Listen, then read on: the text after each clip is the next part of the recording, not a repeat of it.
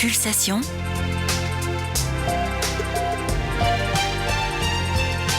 Le magazine des Hugues.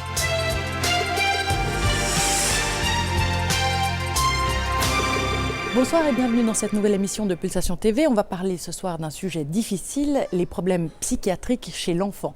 Il existe en effet une science, la pédopsychiatrie, qui s'occupe de toutes les pathologies psychologiques et relationnelles chez l'enfant, depuis l'âge du nourrisson jusqu'à la période éminemment difficile de l'adolescence.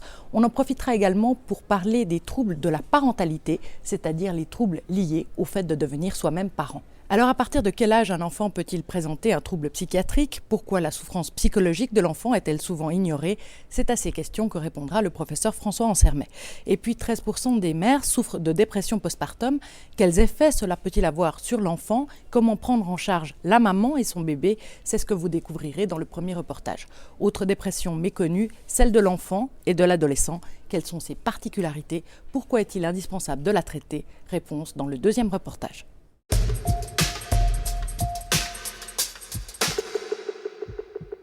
Professeur François Ansermet, vous êtes responsable du service de psychiatrie de l'enfant et de l'adolescent, ici aux Hugues. Alors on va parler de la souffrance psychologique des enfants et même des tout-petits. Est-ce que vous pouvez nous en dire un petit peu plus ? Toute la question de l'enfance et de la petite enfance, c'est l'enjeu de l'émergence du sujet, de la construction de l'individualité. Et un enfant peut souffrir. Il peut souffrir et du même coup s'amputer dans ses possibilités, dans ses potentialités, inhiber son devenir. Et ça peut se jouer de façon très forte dans des moments cruciaux qui sont fondamentaux dans les premiers temps de la vie et dans la relation précoce. Alors la souffrance de l'adolescent, c'est quelque chose qu'on conçoit, mais la souffrance du nourrisson, du tout petit enfant, voire même parfois du fœtus, ça c'est quelque chose qu'on a beaucoup de peine à envisager. On a de la peine à envisager parce qu'on ne se souvient pas soi-même de sa petite enfance. On présente tous ce qu'on appelle une amnésie infantile. On n'a pas d'image, on n'a pas de souvenir, on n'est pas capable de revisiter sa petite enfance, donc du même coup de s'identifier à ce que peut vivre un enfant tout petit. Quel est le lien dans la prise en charge entre le patient, l'enfant lui-même et ses parents ? Alors on travaille avec l'enfant, on essaye d'entrer en contact avec lui, de saisir ce qu'il habite, et on travaille avec les parents, et on travaille sur le lien parent-enfant, sur les premiers liens, sur l'interaction parent-enfant, sur la construction de la parentalité. Alors justement, le fait de devenir parent n'est pas forcément quelque chose de facile. On estime que de nombreuses mères souffrent de ce qu'on appelle la dépression postpartum, et pourtant c'est un sujet qui reste encore tabou. Pourquoi ? Oui, la dépression du postpartum, elle n'est souvent pas diagnostiquée. Elle touche pourtant un grand nombre de mères, à peu près 13%. Je pense que ce n'est pas diagnostiqué d'abord parce que l'expression clinique de la dépression du postpartum ne ressemble pas aux mêmes signes qu'une dépression. Là aussi, on ne peut pas s'identifier. C'est surtout la culpabilité, l'auto-accusation, une dévalorisation de soi, voire même la honte, plutôt que la tristesse, la dépression classique. Et d'autre part, l'événement de la maternité, enfin dans une société où on a peu de naissances, l'événement de la maternité est là aussi très idéalisé. Il y a une difficulté pour un sujet de reconnaître un problème dans ce moment si heureux de la venue au monde d'un enfant. Alors, on associe souvent le baby blues et la dépression postpartum, et pourtant ce n'est pas du tout la même chose. Alors baby blues, c'est une réaction presque physiologique à la venue au monde d'un enfant.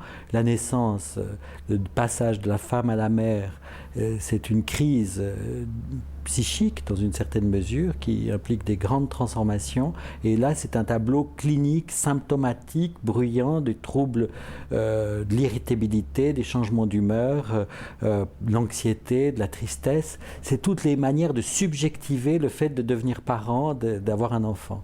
La dépression, c'est un tableau différent.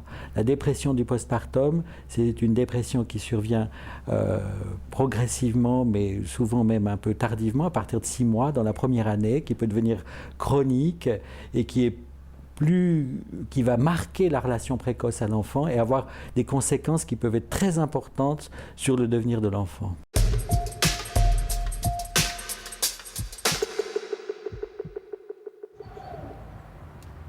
La dépression du postpartum est une affection fréquente qui touche environ 13% des femmes. Une affection qu'a bien connue Caroline qui a accouché il y a 6 mois d'un petit garçon. En fait, on pleure beaucoup, on culpabilise, on pense qu'on a une mauvaise mère, on ne sait plus comment gérer le bébé, alors on pense qu'on a une mauvaise mère, après on s'énerve, et puis après on reculpabilise parce que on s'est énervé. Enfin, c'est assez un cercle vicieux, ça tourne, quoi. Je veux dire, c'est assez sans fin, on n'arrive pas. Puis une grande irritabilité, et puis une grande fatigue, et puis un état de on ne sait pas comment gérer ce bébé qu'on adore, mais on se sent complètement. Enfin, moi, je me suis sentie complètement dépassée, quoi. J'arrivais pas à mettre des mots MOTS sur des mots MAUX.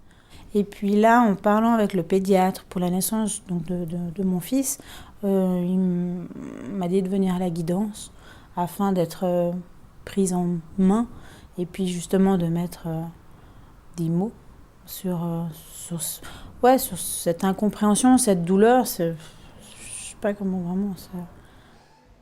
Lorsque la dépression maternelle persiste, elle peut engendrer des troubles de l'attachement chez le bébé, puis des pathologies psychiatriques parfois graves chez l'enfant, comme des troubles du comportement ou des retards du développement. Heureusement, bon nombre de dépressions du postpartum peuvent être traitées grâce à un travail sur la parentalité, autrement dit un travail sur le fait d'accéder au statut de parent. Ce qu'on va faire avec ces mamans, c'est leur permettre de faire des liens entre leur passé d'enfant, leur relation avec leurs propres parents et ce qu'elles sont en train de vivre actuellement dans le fait d'accéder au statut de parent. Et tout le travail sur la parentalité va aider la femme à accéder à son nouveau statut de mère et donc va aider à résoudre la dépression du postpartum. Une femme qui se sera sentie souvent seule en tant qu'enfant, qui aura pu faire des reproches à sa mère de ne pas avoir été assez présente, pourra avoir très peur en étant enceinte ou une fois qu'elle aura accouché, de pouvoir reproduire ça avec son enfant. Ce qui va modifier son comportement avec le bébé. Et le bébé va être très sensible à ces signes.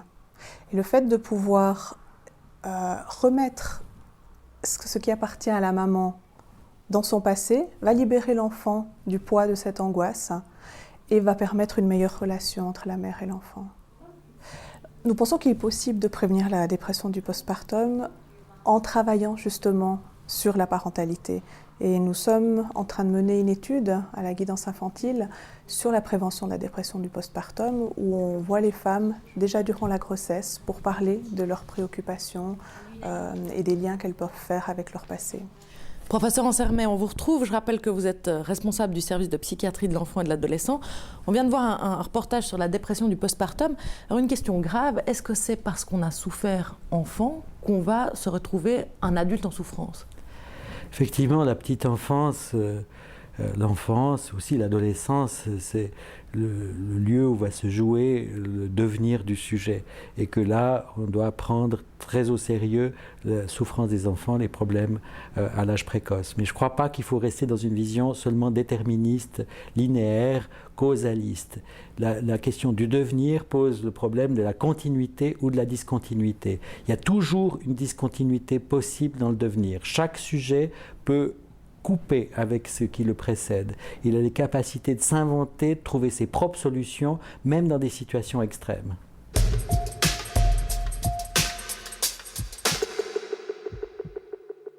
La dépression n'épargne pas les jeunes. Plus de 2% des enfants souffrent de dépression. Ces chiffres s'élèvent jusqu'à 8% chez les adolescents. Chez les jeunes, les symptômes de la dépression prennent des formes différentes que chez l'adulte. C'est pourquoi le diagnostic est parfois difficile à poser. À la différence de chez l'adulte où la tristesse domine, donc chez les enfants, on trouve assez fréquemment des plaintes somatiques telles que maux de tête, maux de ventre. Les maux de ventre récurrents sont quelque chose d'assez fréquent chez les enfants puisqu'on trouve 10 à 15% d'enfants qui ont des douleurs abdominales récurrentes et que parmi ceux-ci, en fait, 40% ont des symptômes de dépression. C'est des enfants qui consultent beaucoup et c'est vrai qu'ils voient beaucoup de médecins, font beaucoup d'examens et en fait, donc en présence de douleurs abdominales récurrentes, il faut se poser la question d'une dépression. À l'adolescence, un des symptômes clés, c'est l'irritabilité. On a assez rarement la tristesse. Par contre, on a d'autres symptômes comme l'échec scolaire, des comportements d'opposition, les fugues, éventuellement des tentatives de suicide. Et on doit vraiment, en situation chez un adolescent qui s'oppose et où il y a une irritabilité qui se fixe, se poser la question de la dépression. Donc le traitement préférentiel de la dépression chez l'enfant et l'adolescent est la psychothérapie. Dans certaines situations, on est amené à prescrire des antidépresseurs lorsque la psychothérapie ne suffit pas.